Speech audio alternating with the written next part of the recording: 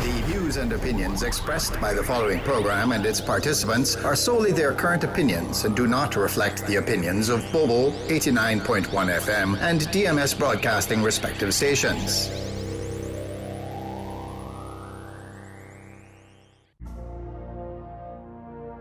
Hi, this is Patricia Bryan. Tune in on Mondays between 5 and 6:30 p.m.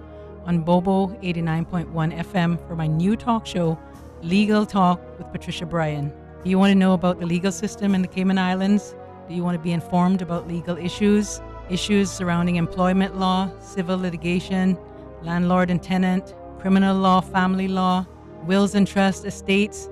We will discuss this all on my new legal talk show where there's nothing going on except legal talk. It's called Legal Talk with Patricia Bryan, Mondays at 5 to 6:30 p.m. on Bobo 89.1 FM. Are you ready for this? It's time for a twist. Unexpected, a new direction. Wait and see, it's gonna be a game changer.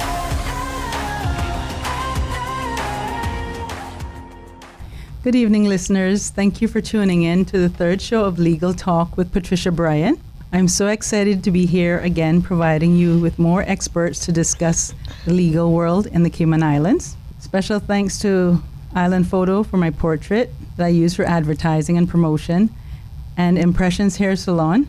First, let me remind listeners, if you have matters in court, please don't forget to check your dates so you will not miss your court dates. I also ask, please seek out a nonprofit organization, preferably nonprofits that involve children, women, and the elderly, and donate today to a nonprofit of your choice. Thank you again for being my very first guest, Laura Benades of the Truman Bodden Law School, and students Kimberly Russell and Velasca Bodden Castillo, also of the Truman Bodden Law School. I think I will work on an interview with Mr. Truman Bodden next.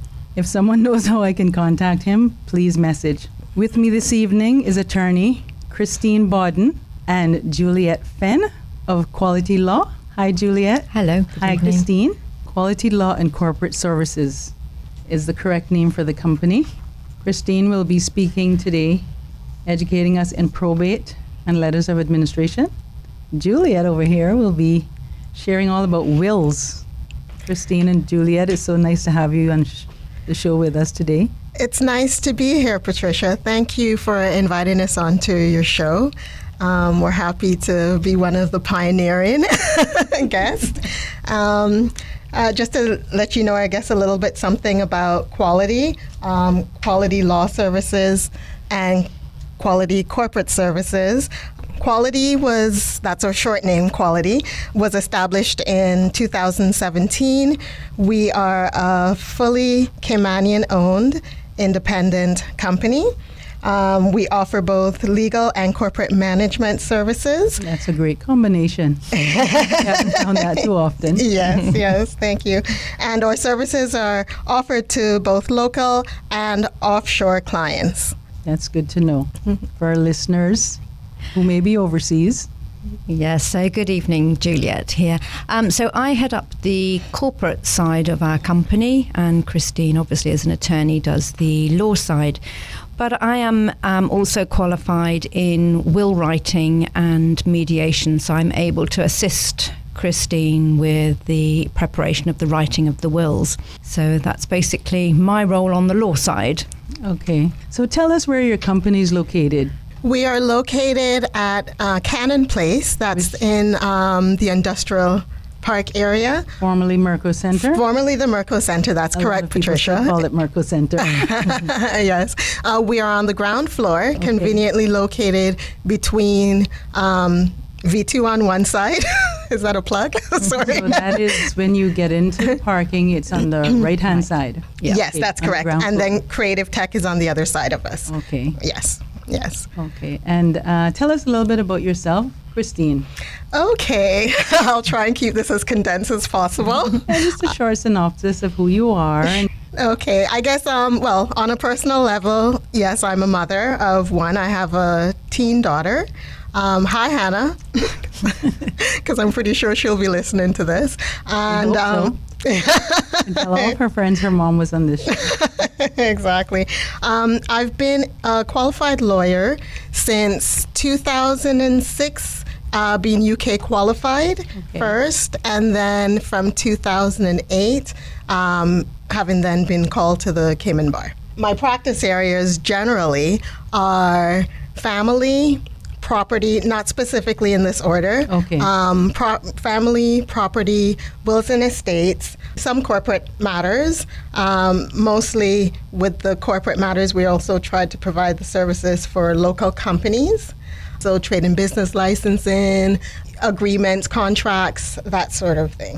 Okay. Yeah. So you have a multitude of services under that umbrella. Oh, yes, we do. And, you know, we try really hard to offer a service that is for the residents as well. Right. That's pretty much important when we think about today's Cayman atmosphere, where we've seen more local residents becoming more aware of their legal accessibility. Yes. So that's important to know. Juliet, we'd love to hear a little bit about you and your background. Thank you. Well, I'm originally from Guernsey in the Channel Islands, another Okay. offshore jurisdiction. I have been in corporate management for 40 years. My goodness. I have worked in Guernsey, I have worked in Gibraltar, and I have been in Cayman since 2005. Okay. And you ladies do anything else with yourselves besides work in the legal field? I mean, do you have any extracurriculars going on? Are you involved in any type of anything at all? Professional? Yeah. Yes, I mean, I'm a very athletic person. Generally, I try to, I mean, my knees are pretty much gone now, but I was a runner for a long time. And so I try to stay fit by walking and, you know, running sporadically. Right. And this is leading me to think a lot more about what I probably should, other things I should be doing. But I do try and get involved in the community as often as possible. That is fantastic. I love to hear that. Yes. So community projects, for instance, such as 100 Women of Cayman, which they recently had their Girls' Night Out. Okay. Yeah. You didn't invite me, but that's okay. Kidding. Yeah, and all of the causes were good, and you know, we got some really good charitable gains in for some good organizations. That's very important. What about you, Mr. Well, I'm more on the dramatic side. Okay. As a member of the Cayman Drama Society, I was Okay. their secretary for a couple of years. Primarily now, I sing with. You sing? Yes. Wow, So I've check just you finished the Jasmine concert, Okay, the I Spotlight missed on that one. Broadway. So, and we hopefully have another one coming up next November. So that's primarily what I do, and I play pickleball. Oh, that's a new sport I'm just learning about. I did not know about pickleball until a few months ago. Yeah. So jumping right into the swing of things now, I'm sure our listeners are anxious to hear about wills and trusts and probate and letters of administration. For me, this is a very important topic, especially when we consider the pandemic recently behind us, well, almost behind us, but more so we've seen a significant amount of loss of loved ones, especially this year, and quite a number last year. And for me, I've realized that not many locals that I've spoken to or that have reached out to me are aware of how to do wills.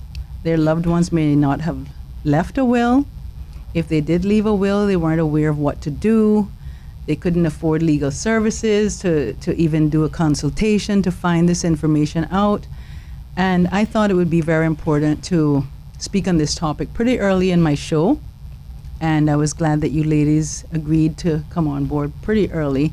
So let's pass it on to wills first with Juliet, which is where everything starts, right? Yes. Yes. Yeah. Okay, well, I guess it's really important to say what a will actually is. Right. And a last will and testament is a legal document that lets you decide what happens when you're with your estate after you die. Right, right. It's important to mention that you don't have to own property to make a will. and you don't have to be wealthy with lots of assets to leave to different people. Right. So, sorry, I may interject here and there.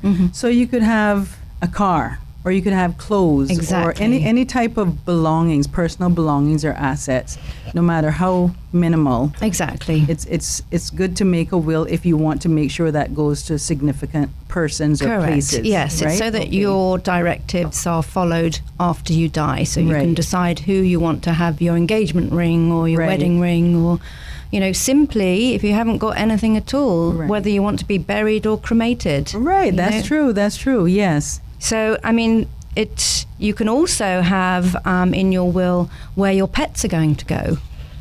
People forget about their pets. Yes. Yes. Also, in this digital age, your digital assets, like what happens with your Facebook account. Yes, that's correct. So That's you can- absolutely true. Yeah, you can appoint a digital executor. Right. Right. Okay. I was not aware of that. I am aware of Facebook, particularly. They do give you the option to assign persons that can access Yes. your accounts, and can also allow you to decide whether you want your account to remain, Yes, you can memorialize your or- account. Yeah. delete it. So, but I was not aware in the context as you're expressing now. So that's good information to know, listeners. Okay, so why would you make a will? So basically, to save time, money, and stress for your loved ones. You can determine who will manage your assets, who will be your executor. Or, sorry again, or there may be people who are not your loved ones who may decide Exactly. they want to yes. just so show you up you out of nowhere decide you and wanna decide who access gets your whatever. assets and your property Absolutely. and who doesn't. Yes. More importantly, you can choose who will take care of any minor children. So Which you is can very appoint your important. guardians. Yes, I've seen cases where there were no wills and there were custody battles because Yes. that was not sorted out. Yes, and the great saying, of course, is where there's a will, there's a family. This will lower the potential of any family disputes. Right. That makes sense. You can also support your favourite causes and leave a legacy to them. Yes, donations. And You can right. provide your funeral instructions, and it's very easy to make a will and gain peace of mind. So if you don't leave a will and you die intestate, Sorry, can you explain intestate? for intestate our is listeners? Yes. basically dying without Without a will. having a will. Right. Yes. So it's then the succession laws of Cayman. They are based on the principle of testamentary freedom. Now that means that you are free to leave your estate to anyone that you wish. However, if you die intestate, then the assets will be distributed in accordance with the applicable intestacy rules at the time. And this may not be what you want to happen. Right. So the Succession Act of 2021 revision, that contains the statutory rules as to the disposition of the intestate's estate to family members. Okay. So if you've got family members that you don't want to benefit, then you really need to leave a will. Leave a will, Otherwise, yes. the law will take over and divide the property. your assets. So, Christine, I just want to make, not Christine, Juliet, I just want to make sure while we're using legal terminologies, we're going to elaborate, kind of define it in a way for our average listeners to understand when we're Yes. using, because we're legal-minded people, so we use that jargon pretty frequently and commonly. But I want my listeners and viewers to hear the legal terminology, but also for us to kind of give a definition of what it is. So a well-drafted will can incorporate a trust. Okay. And that will take effect on your death, and it can be designed so that the trustees, who are the people that you're giving the power to under the will, they can hold your assets, your money for a particular person or persons, or for a specified period. So Right. if you have minor children, then the funds that you want to go to them can be placed into a trust. Right. Or if you have a child who is above age, he's over 18, but he's not very sensible with the money, yes. you can say, well, I don't want him to get any of this Right. until he's 30 or he's 35. You can specify the age and the time that you want him to actually receive that inheritance. So I've seen trusts also, just for discussion's sake, I've seen trusts also where, for instance, a person who's drafted a will and created a trust to care for their elderly parents, or just for any kind of allocation of those funds or the assets in that trust. In terms of even I've seen trusts where they have stocks and bonds and so forth, and it's set up where this can be distributed at this time, that time. I mean, are you aware of those sorts of trusts being set up, and all that can encompass, from my perspective, you can elaborate on this because you're the professional and the expertise here, but I just wanted to get a better understanding of any scenario that's possible for trusts. Yes. You know what I'm Yeah, a trust doesn't have to be basically monetary. So your trust you can be setting up for education purposes for your children. Yes. So whatever assets that you have, if you want to leave them to somebody that doesn't have control over them, then the trust element would come into play then. Perfect. But it's also important to note that trust won't come into effect until you die. Right. So, it's not set in stone that this is what's going to happen. You Right. can change your will. Once Yeah. you've made it, if things change, your circumstances change, it is easy, To an change easy it. process to change it. Okay. Yeah. So once someone is wanting to create a will, can they write a will on their own, or does it have to take a legal person? What does it take to? Well, You go ahead. can write your own will, absolutely. The only time that you're going to get into difficulty is when you're no longer here and you haven't drafted it correctly, Right, and therefore, yes. it may not be valid. Okay. So, there's nothing wrong with drafting your own will and then getting somebody legal to look over it to see whether you have, met the criteria. Right.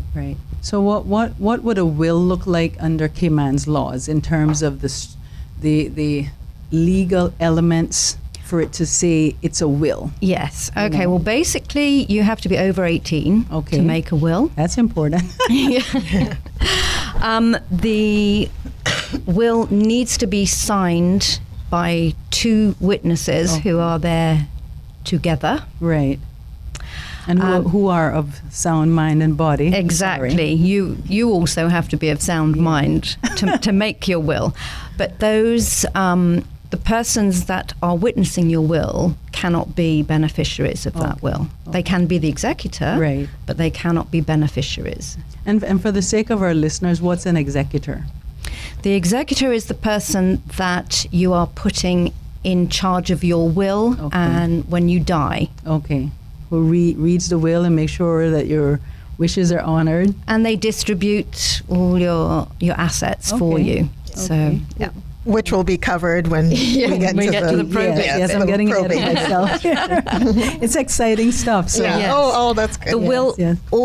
also has to be in writing. That's important. Right. And an electronic copy does not suffice. You Okay. have to have a written, signed copy. Okay. So someone could write it by their hand and have it witnessed, Yes. but they could also type it up on Word, for instance. Yes. But print it out and have it Yes, signed. it must be a printed and originally signed Hard copy. Okay. Yeah. Okay. And what else can you tell us? Is there any particular elements under the Cayman Islands laws that we have to follow in terms of not only the structure but how to document it? If you want to document it, to make sure that, say for instance, if I have drafted a will, whether by hand or otherwise, is there a process? Do I just keep it at home in my drawer, or is there a process where I have to go and file it with the general registry or the courts, or? No, you can keep it at home, but you should certainly let your family know, where it is. Right. Or you can leave it with your lawyer or whoever is going to be your executor. I would also have more than one copy. One copy, yes. Yeah. Yes. So the original is probably a good idea to keep it in a safe. Right. I was just Especially during thinking that. hurricane season, in a plastic bag within Don't your tell safe. your children. Yes. But I think also it's important to note the changes that have come in for wills in Cayman. Very important. The healthcare directives is an important one. Right. So the Healthcare Decisions Act is 2022 revision that came into effect in 2019. Okay. And this allows you to express your wishes in regards to the forms of medical treatment that That you is- wish to be provided or Yes. not provided And not provided, yes. in the event of terminal or very serious illness. Okay, okay. Within that, you can cover your end-of-life care, whether you wish to be put on long-term life support or whether you wish to be resuscitated in the event that you stop breathing. Okay. So to take effect, that directive must be witnessed by two individuals, including a doctor, because Okay. the doctor is certifying your mental capacity to make these decisions, and the doctor will have gone over with you the consequences of choosing, not to be resuscitated. While it might sound obvious, it's one of those decisions that is easy to say, I don't want to be resuscitated. Yes. But yes. you really need to understand what that means. That means exactly. So I've never been resuscitated, but I understand it can be quite a painful process. But also, if you're resuscitated, what is going to be the quality of your life? Are you going to be resuscitated and put on to long-term life support? You really want to be free to make those decisions. However, if you don't, you'll be resuscitated, but as soon as you lose that mental capacity Right, to make yes. those decisions, you can choose for somebody to make those decisions Right. for you. Right. If you haven't done that, then the doctor takes over and makes those decisions for you. Okay. Okay. So I think that's And a important. lot of loved ones may not yeah. want that. Exactly. They want to have a say in that significant person's care Yeah. and health decisions, whatever those may be. Have you found that you have a significant amount of clients that are interested in these services? I think it's still relatively new, and I yes. don't think that a lot of people know that is something Yeah. that you can do right now. Yes, I Because think yeah. for Cayman, historically, our people are not as we have not given enough attention, is what I want to say, to these types of very important things to consider in our everyday life. And all of a sudden, when someone becomes ill or something happens, then there's a scramble Yeah. to figure things out, or there's a scramble to, okay, I need to write a will. I need to make sure my family is taken care of, my children, my pets, my mom, my dad. There's been people who have been unwell. Unfortunately and regrettably, there's been a significant amount, and I love that word, amount of persons who we would have not thought would have been ill or, Yes. and they passed away, and nothing was in place. So this is why I think it's important to have us have this talk. And you can share a bit more of what you have to share in terms of will, because we need to get this out there. Yes. And we need to have people running to your office and wanting to write wills. Yes, indeed. And we I need think to have it's- you guys Yeah. helping these people. I shouldn't say this, but making it affordable. Yeah. Because not only have we gotten into the legal field to offer this service, but also to offer this service in order to serve the society, to make sure these services are accessible, you Yes. know? So I know I keep interrupting you, but That's all right. we're having a conversation. Yeah, I think it's important too that, to note that if you don't make your will early, Right. you run the risk of getting to that point where you're either very elderly and infirm, and then the family are saying to you, "Hey, Mum, have you made a will?" Right, yeah. "Mum, I think you need to make a will." "Well, who am I going to leave it to?" Yes. says old lady, Yeah. and "Oh, well, Mum, I think you should leave it to me. Yeah. I'll look after everybody, Mum. Right. Leave it all to me and I'll sort it." Well, we all know in reality, once some people get hold of the money, that's their money. Absolutely. So, it is important. If you've got something that you want to go to somebody in particular, then make your will. Now, here's a quick question. I'm not sure if it's yours or for Christine, but I know the difference between a will and a power of attorney. But how just for argument's sake, how does a power of attorney kind of play into certain things where we're kind of crossing over a power of attorney for someone who's alive, right? Yes, And, they have to be alive. Yeah. You want to leave that question for you, Christine? I'm happy to answer that at this moment right now. Okay. A power of attorney requires that the individual granting the power has capacity. Right. In addition to the person that will receive the power, they should have capacity, obviously, as Right. well. And that so power is to act on behalf of. while they are alive. Right. Okay. Yes. So while they are alive, and it's important to note that if that individual, the grantor or the person who grants the power, if they lose capacity, not necessarily that they die, but if Right. they lose capacity, then that power falls away. Okay. Okay. So that is important to note as well, because many people, and we've had potential clients come to us and say, "Oh, they need a power of attorney."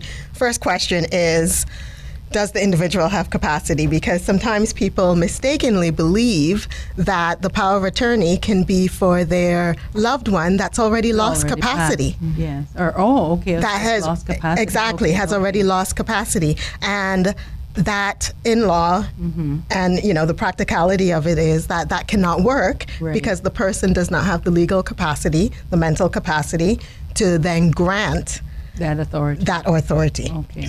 And so, Juliet, what else can you tell us, or do you want to tell us? Because it's very important for our listeners to know as much as they can know.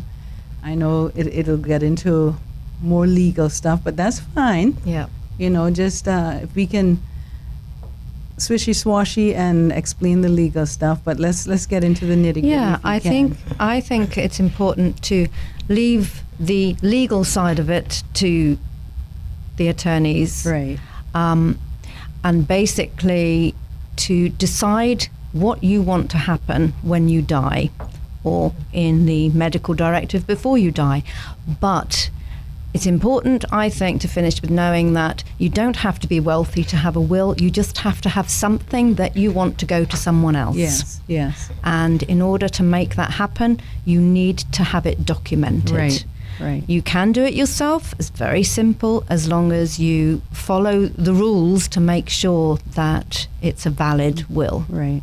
And you well, for me, to be honest, I would advise anyone to consult an attorney, not because I want to send people to an attorney, but because I think if they want to make sure, like you said, everything goes according to how they would like it to go. They've passed away peacefully. Anyway, they've passed away, and with comfort and peace of mind, knowing Yes. I have done this the right way, and my wishes will be honored, or should be honored, by my loved ones or my caregivers or whoever. I say that people should consult an attorney. You guys are the professionals. You know how to draft it. You know how to word it. You know how to make sure that everything is covered. Even if someone may not think about something, They may have forgotten. I know a lot of people these days don't even want to put their monies in the banks. Yes. And I've heard people say, I'm going to put it in a jar. And they may forget that jar. You as the attorneys can say, hey, do you have any monies laying around somewhere? Do you have, whatever it may be. Yeah. You as the attorneys can jog that person, trigger that person to say, hey, yes, I just remember I have this, I have these books, I want to allocate these to, certain, wherever. So I do think it's very important to consult an attorney to get a will drafted, and I want to encourage my listeners to seriously consider getting a will drafted, or encourage your loved ones or friends and families to get a will drafted. It doesn't matter how old you are. As long as you're over 18.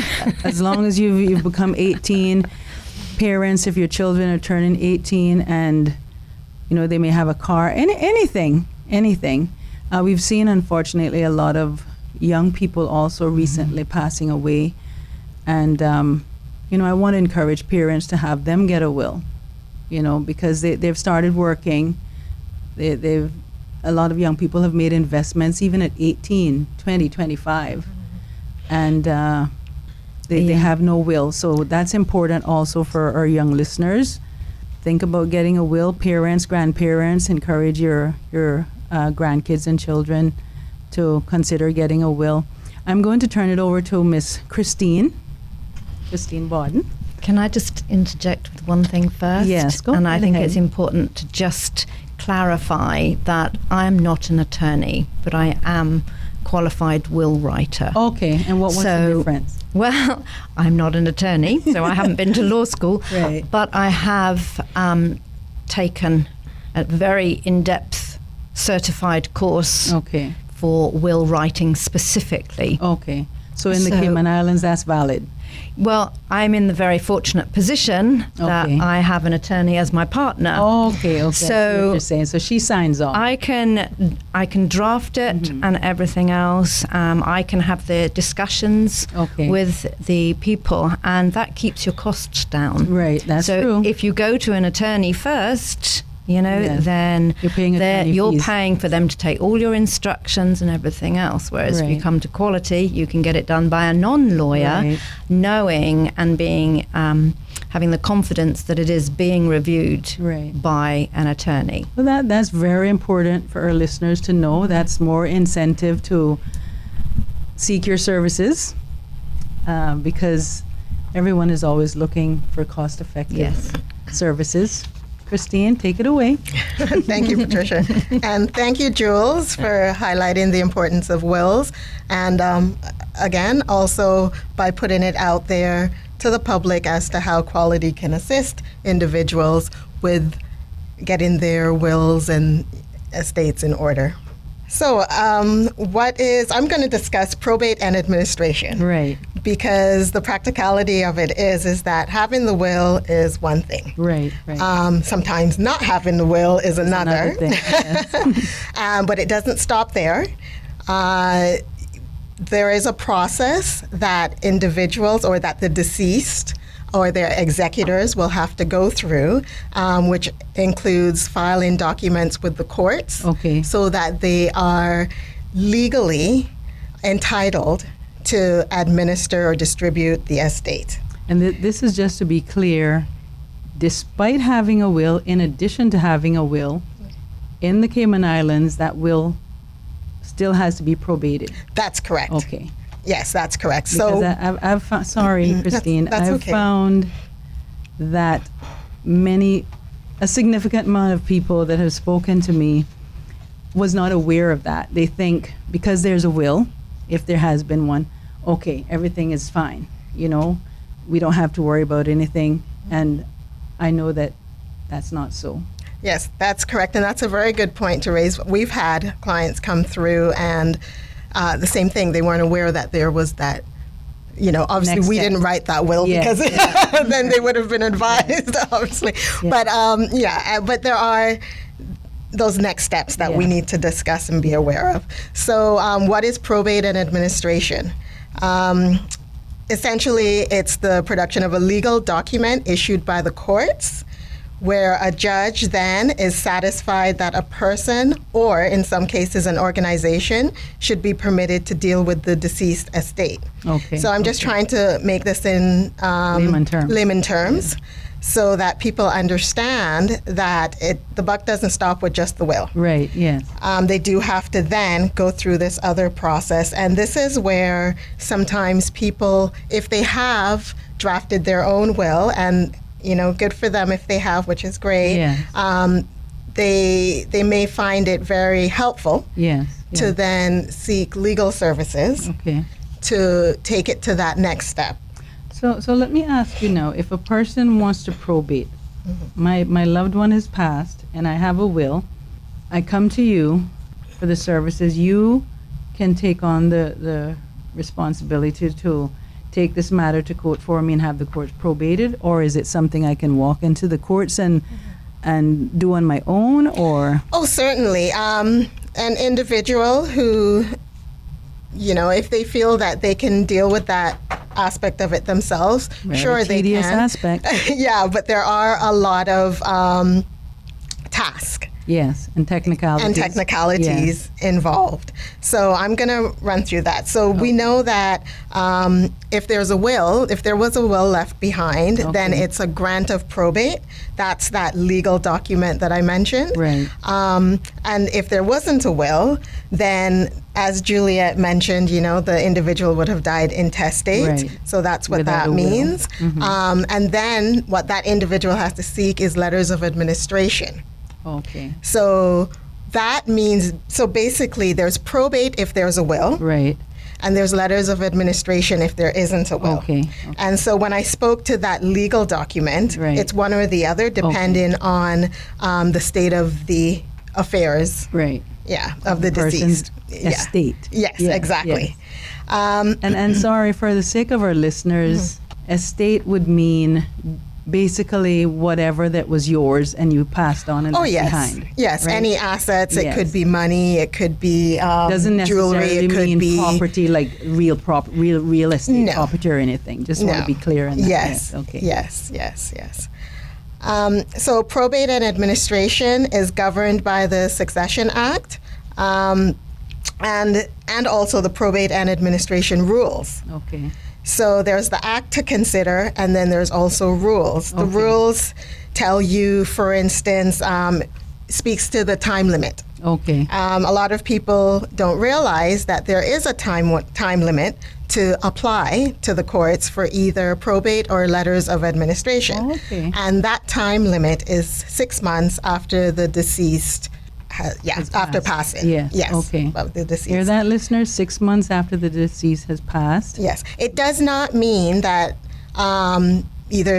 it doesn't mean that the loved one or if in the case of a will, the executor Right. will be barred from doing it. That's not what it means at all. It just means that past 6 months, you then have to apply to the courts for the judge to decide an application for special leave, which is basically special permission Right. to file these, whether it be probate or letters of administration application out of time. Okay. At least there's provisions for that. It's not a cut in stone. 6 months. That's Oh, it. no, yeah. Because we have to give people time to grieve and so forth. Definitely. And find out what the process is, because after 2 or 3 months, maybe even a month, some people have started to scramble. Okay, well, I gotta get my loved ones or whoever affairs in order. Yes. So that is a reasonable time, those 6 months. And like you said, there can be an application to the courts for extended time. So that's good. Exactly. Thank you, Patricia. So is a grant of probate or administration necessary?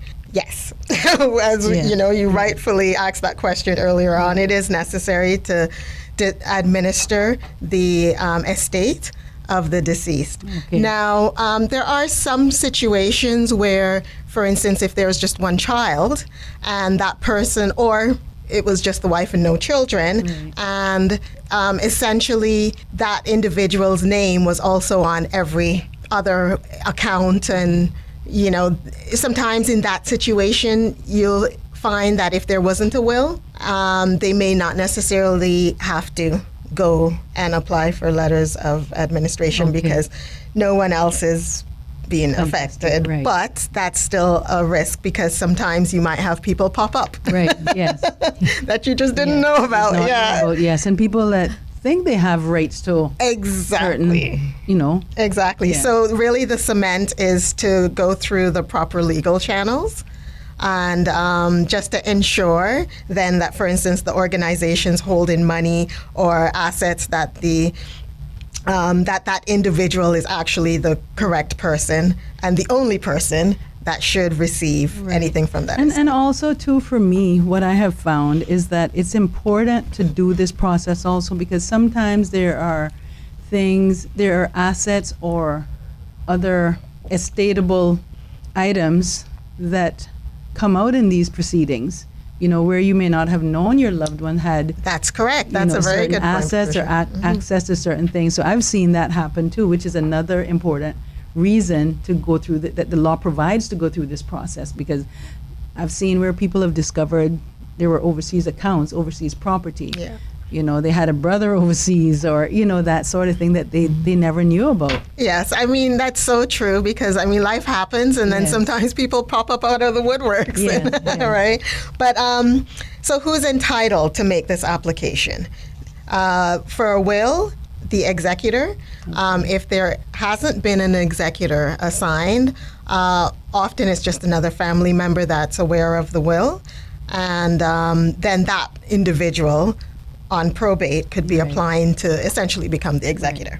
So executor and administrator, they're two different persons, right? Yeah, because it's two different functions. Yeah. So the administrator is when there is no will, Okay. and the executor is when there has been a will and Okay. an executor has been named in the will usually. Right. So That executor could either be it could be a family member, it could be a friend, it could be the law firm. Right.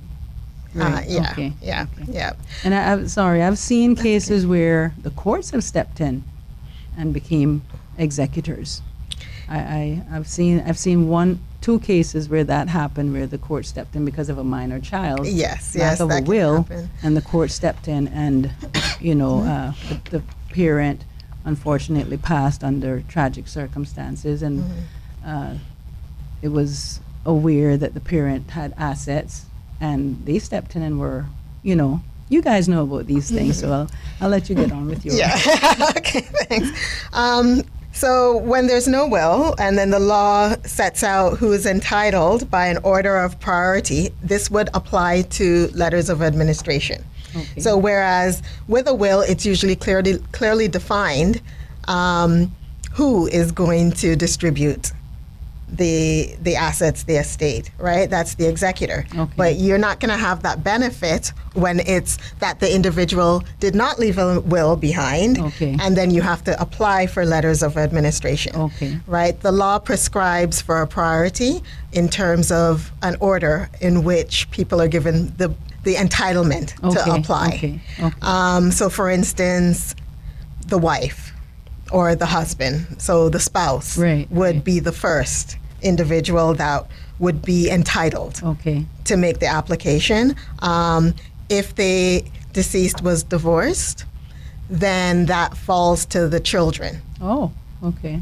Okay. Yes, divorced and not Right, remarried. right. You'd be surprised. Sometimes you have to check to make sure Yeah, that that- there's an actual decree in place. Right, Because yeah. then that's a very good example as to when you might have someone just pop up out of the woodworks Right, yeah. and then say, "Oh, hey, that That was my was never spouse, final," yes, even if they were estranged. Yes.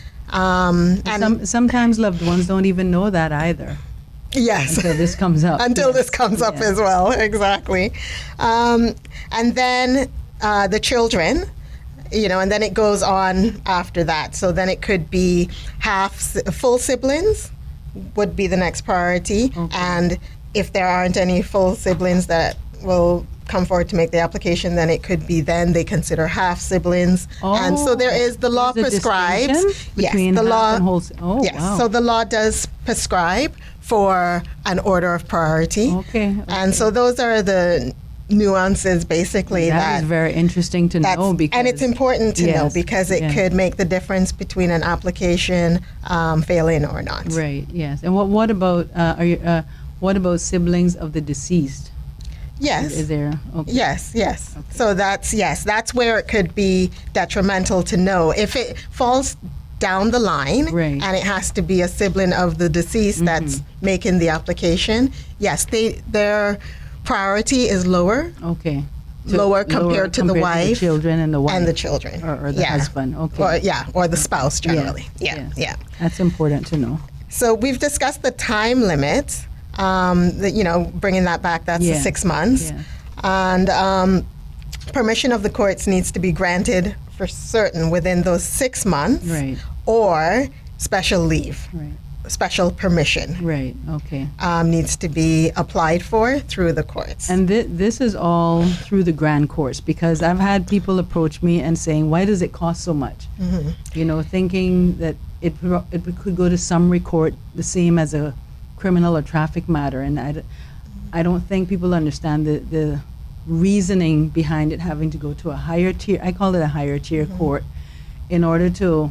Oh, you could explain. Yeah, in order to ensure that, for one, like the proper person has Right. come forward Right. to make an application, whether it be for probate or for letters of administration.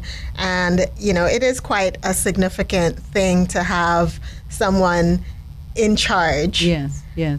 of your estate after you've passed away. yeah. You no longer have a say. So, rightfully so, the judge then has to be satisfied Right, that yeah. the criteria is met within the Okay, law. okay. But having said that, at the same time, if with regards to small estates, like very, very Small. nominal Right, right. estates, if the public, I think it's good for the public to know that they can also look on the judicial website. All right. Yes. Right, and they do have a Judicial.ky. section. Exactly, they do Yes. have a section that actually speaks to small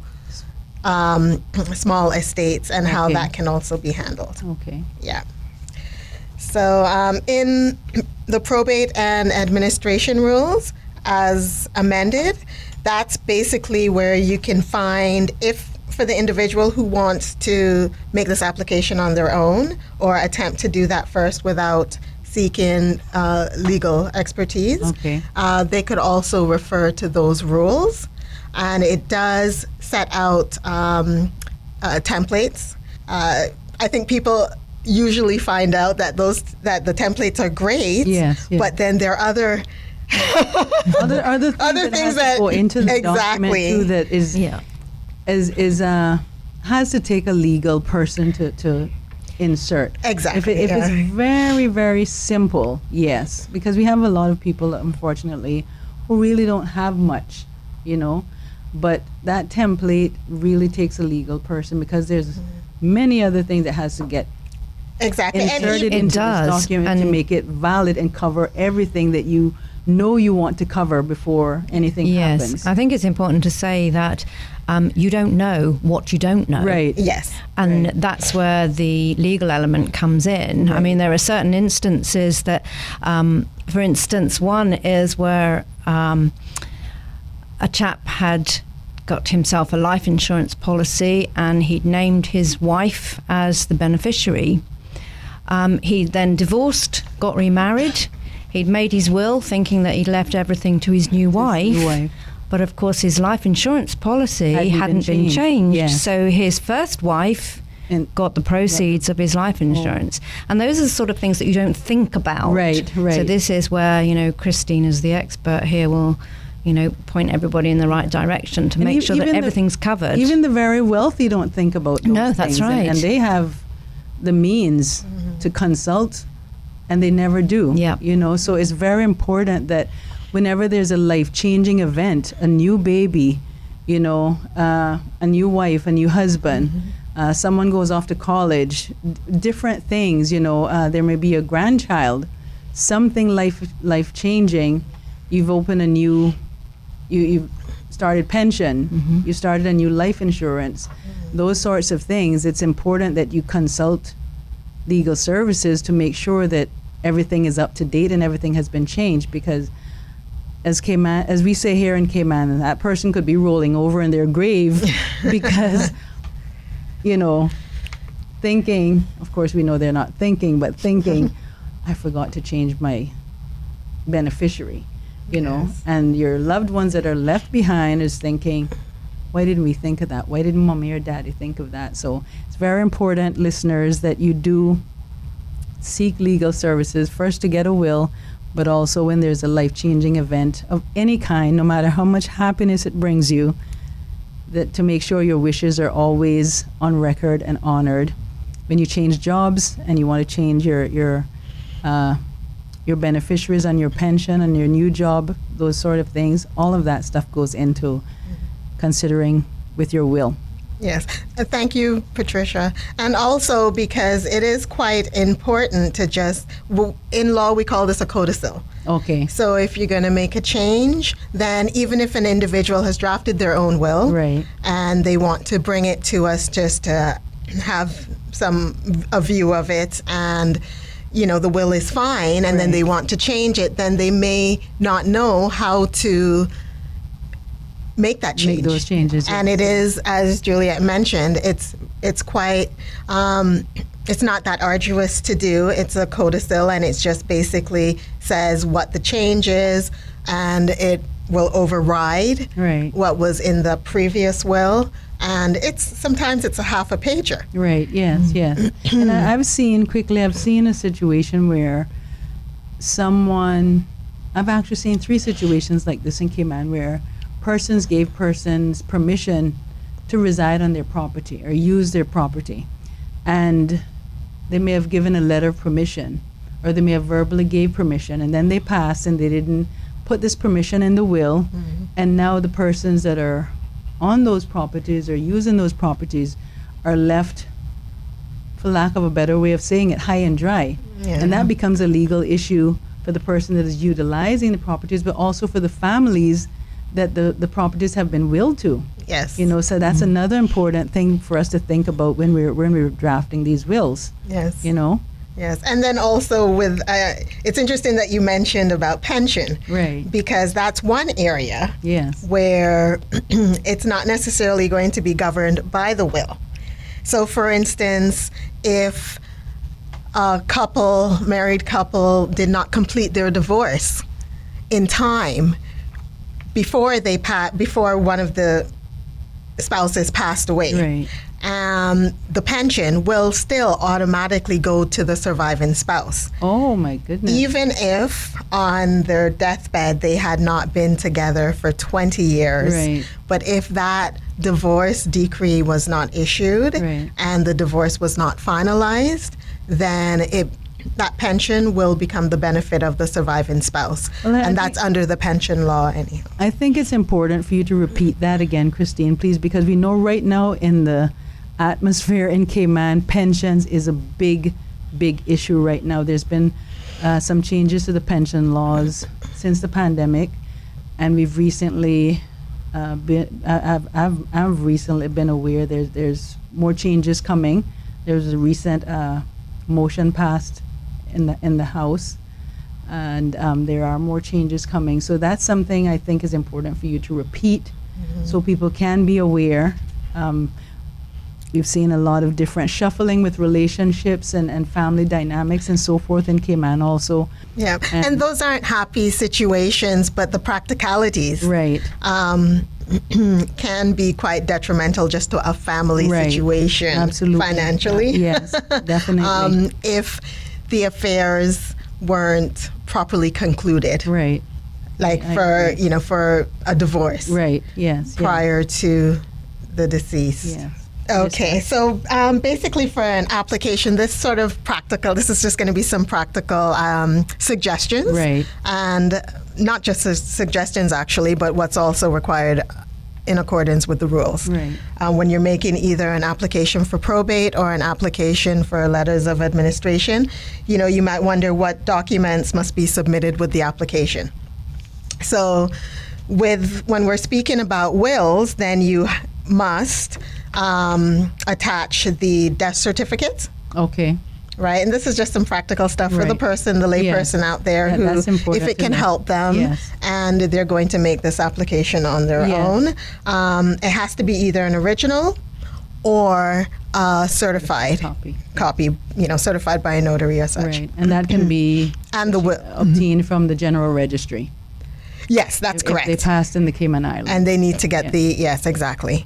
Then Sorry, but if That's they okay. obtain your services, that's something you guys would do as the attorneys representing the party? we could assist with that, but normally our clients will come to us with Prepared the for will something. in hand. Okay. Yes, with the death certificate in hand. Okay. The will also has to be attached to the application, and again, this is for probate Right, applications, and the will must be marked. So there are, so many different Elements to it, elements yes, and yes. jargon that I'm going to put out there, and other lawyers and professionals will know, Yes. but the average person may Person will not. not know, So yes. that's also the benefit of coming to Getting legal, to yes. us as Advice, professionals. Yes. So where there has been no will and the individual dies intestate, then the application must include the death certificate, again, either the original or this one that's certified as a true copy. And then a lot of people don't realize, but then a declaration of a bond needs to be. Now, I'm just going to take a moment to explain that, because this is an additional Okay. sort of okay. arduous task. Okay. Because basically that bond needs to be for at least 2 times of the value of the estate. So Oh. basically you've got to then, the applicant needs to find an individual that will assist them Okay. as a guarantee. Okay. So what are they guaranteeing now? That I was That I essentially- kinda got lost right in there. So- that essentially if it doesn't get administered Okay. as it should, So when we go to Then- court, and if it doesn't work out how people think it's going to work out, is what you're saying? right, there has to be some way of providing that Okay. money or For- the for- assets. Yeah, Okay. right. So it's give me- it's somebody that's going to support them enough, or knows that they have the integrity, the honesty as well. So if I come to you and say this is my situation, my loved one has passed, and you say, okay, with a will we can probate this, with other will we can apply for letters of administration, and then we go to court, and what's this bond for now? Yes, this is only for letters of administration. Okay, so without So it's kind of like a security. right. So you have to find someone Yes. that will put up a bond in the value of At least potential twice value. the value. Twice the value yeah. of what we Of- think the estate may be Correct. worth, right? And what's the purpose of that again? I'm sorry, 'cause that's new to me. Yes, and I guess it does make sense because there is no will. Right. Okay. I see what you're Right? saying. Yeah. When there's a will in place, you know what you're dealing with. You know that XYZ Right, exists. right. And Guys, this is why it's very important to have a will, because very rarely are you going to find someone that has twice the value of someone's estate to be able to help you bond the situation. yeah, exactly.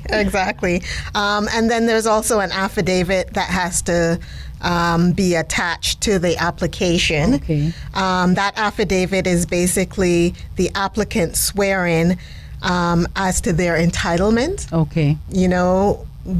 Why are they the ones making the application? Okay. And again, this applies to letters of administration. So then there is an order of priority that is prescribed by this law. So the probate and administration rules and the Succession Act, right? And so that basically says, again, spouse first, children, and so forth and so forth. Okay. Yeah. Okay. And so, yes, that is an affidavit that's then filed with the application. There is actually stamp duty to also consider because Who pays that? exactly, it's quite nominal, so it's not too tricky there. So this is sort of like a tax through the Yeah. courts to have this done, right? Yes, and it's with filing the affidavit, for instance. Right, okay. So it may be like $1.50 Okay. to stamp has to be then Oh, I see what affixed you're saying, yeah. on that to that affidavit, It was like and then stamp it's duty filed like in a the house. courts. I'm kidding. yeah, nothing too arduous.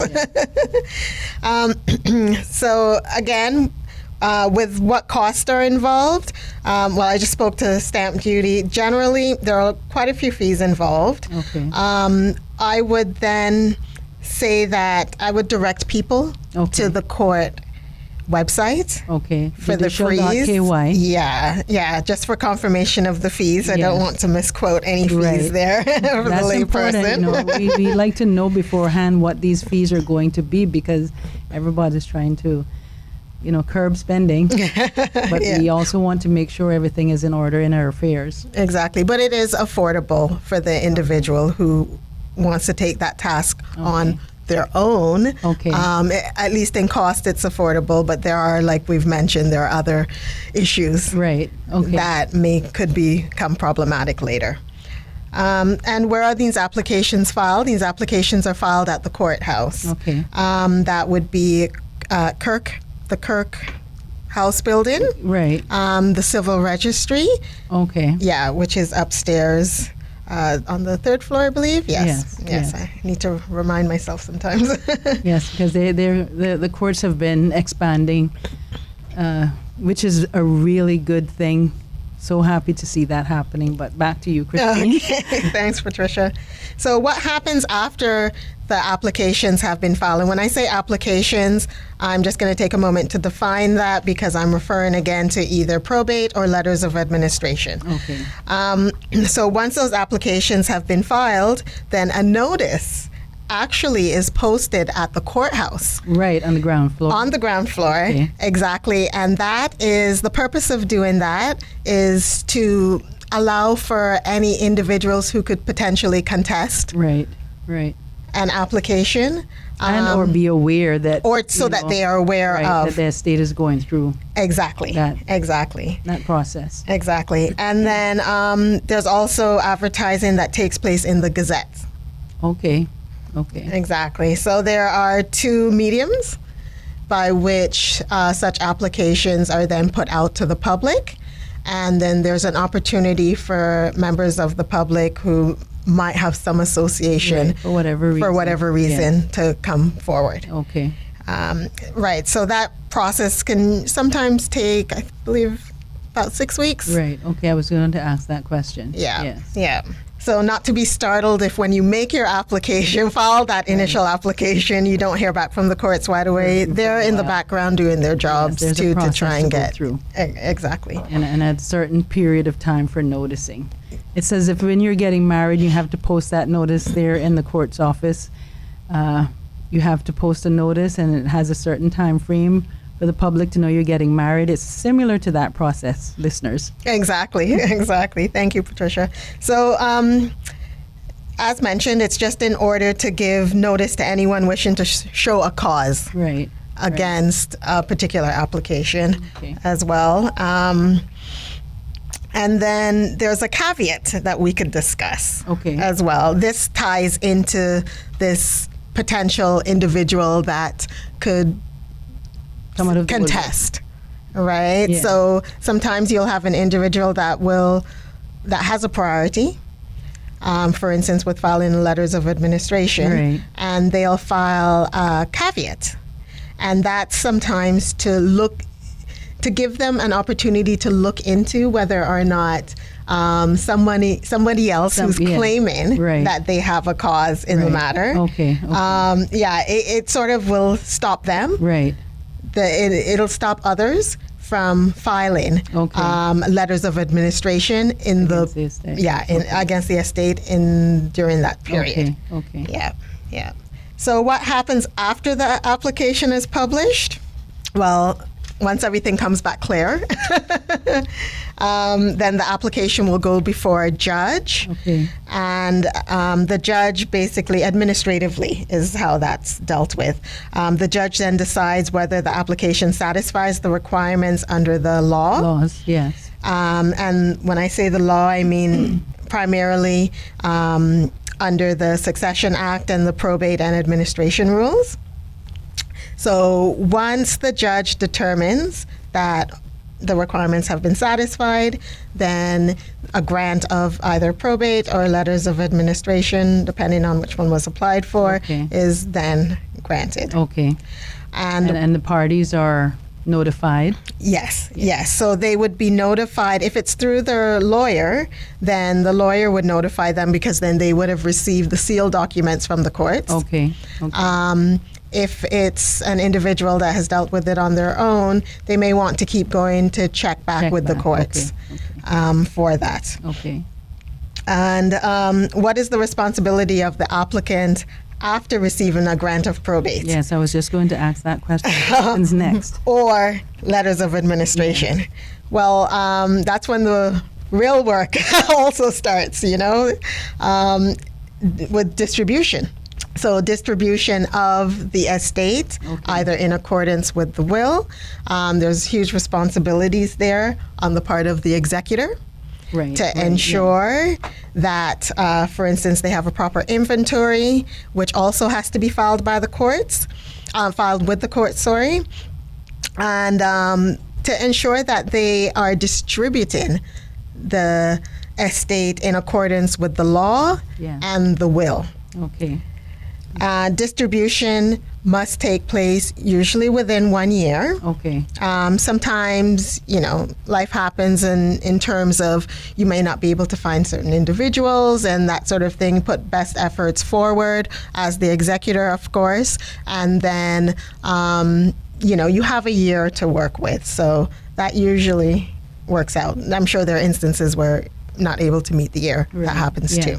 Because you may have people, like you said, overseas in other countries.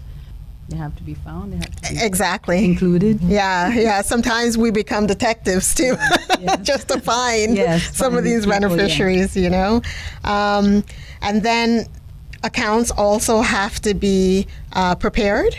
Okay. And then filed with the courts and receipts and that sort of thing, just to, make concrete that the distributions took place. And this includes notifying places where there are assets, like land and registry, banks, and wherever assets may be held. Is that also included? Yes, because eventually, if there's going to be a transfer, right, for the land, for instance, that's left to a loved one, right, then you will have to provide a grant of probate or letters of administration. Okay, to those institutions or businesses. Exactly. Okay. So a person could take that document and go to a credit union or go to the banks and say, "Hey, this is." Or lands and survey. Yes. Yes. Okay. Yes. That's important to know. That's very important to know because that ties in with the entitlement. Right. Okay. And the reasons why you must. Right. Apply. So you can't just take a death certificate to these places and say, "Hey, I'm a beneficiary." I mean, some may accept it just to show that the person is passed, but this document through the courts is because the document. Correct. Yeah. It's legitimizing the transfer from the deceased to the beneficiary. To that beneficiary. Yes. Okay. Yeah. So we're just gonna have Christine give her final few points here. So. This has been a really, really interesting discussion. We have got to have you guys back. This is so interesting. Yes. Myself have learned a lot. Trust me on that one. And so just to close, as one of the last responsibilities, and it's quite a significant one, of the applicant for either a probate or letters of administration, is that when the accounts are filed, that will be open to inspection by beneficiaries. So that's also a good checks and balance. Okay. Just to ensure that the assets, the estate was distributed appropriately. Okay. Yeah. Thank you. I hope my listeners have learned a lot from this show. And Christine Bodden and Juliet Fenn, any final closing words? Yeah, I think from my point of view, I think it's important to let the listeners know that we are able to do a home visit for your wills. So, elderly mum and dad don't have to get into the car. Or living out in the Eastern District. Come down, yeah. And also that if you have, your elderly relative or you yourself, if you're elderly, if you're dependent on one person bringing you into town, you may be receiving some undue influence there and some coercion, and they know everything that's going on. Right. So for us to do a home visit means that we can talk to you by yourself and know that there's no undue influence there. Okay. Very important. Juliet, thank you for that. Christine? Nothing further to add. Thank you. I wanted everyone to know again. Let me ask this very important question. Is it possible for any potential clients to receive maybe a 10-minute free phone consultation just to see what your services are about and if you're able to help them? Is that possible? We have actually been talking about having an open office day on certain projects, and wills will be one of those topics. That is great news. So people can come in and they can get some, free advice, what would work for them, what wouldn't. Right. So yes, that will be coming up. Yes, that was a timely question. Yes. Thanks. Okay, well, I'll leave the other parts there for you guys to take care of that. But Christine and Juliet, thank you ladies so much for being on this show. It's our pleasure. I'm so happy when you agreed to come, and I hope my listeners learn a lot from this show. We'll certainly have you two back on for some other topics. I want to thank you listeners for listening in. Please follow and like the show's social media on Facebook, YouTube, and Instagram. Also follow and like Quality Law and Corporate Services social media. Post your comments and or questions or even topics that you'd like to have aired on the show. And I thank you so much for listening. The show is put together to inform and educate the residents of the Cayman Islands and listeners everywhere of anything legal, including political, but not to be controversial. It's only to talk about anything legal. Thank you very much for tuning in again this evening, and see you next Monday on Legal Talk with Patricia Bryan here on Bobo 89.1 FM. Have a good evening. If you'd like to be a guest on the show, or you have questions, you have topics that you'd like to see discussed on the show, anything surrounding any type of legal issues, the contact number is 922-5086. Email legaltalkwithpatricia@outlook.com. That is legaltalkwithpatricia@outlook.com. Also, be sure to look out for my social media accounts, Instagram, Twitter, YouTube, Facebook. Thank you so much for tuning in. See you this same time next week. Hi, this is Patricia Bryan. Tune in on Mondays between 5 and 6:30 p.m. on Bobo 89.1 FM for my new talk show, Legal Talk with Patricia Bryan. Do you want to know about the legal system in the Cayman Islands? Do you want to be informed about legal issues surrounding employment law, civil litigation, landlord and tenant, criminal law, family law, wills and trust, estates? We will discuss this all on my new legal talk show, where there's nothing going on except legal talk. It's called Legal Talk with Patricia Bryan, Mondays at 5 to 6:30 p.m. on Bobo 89.1 FM. Are you ready?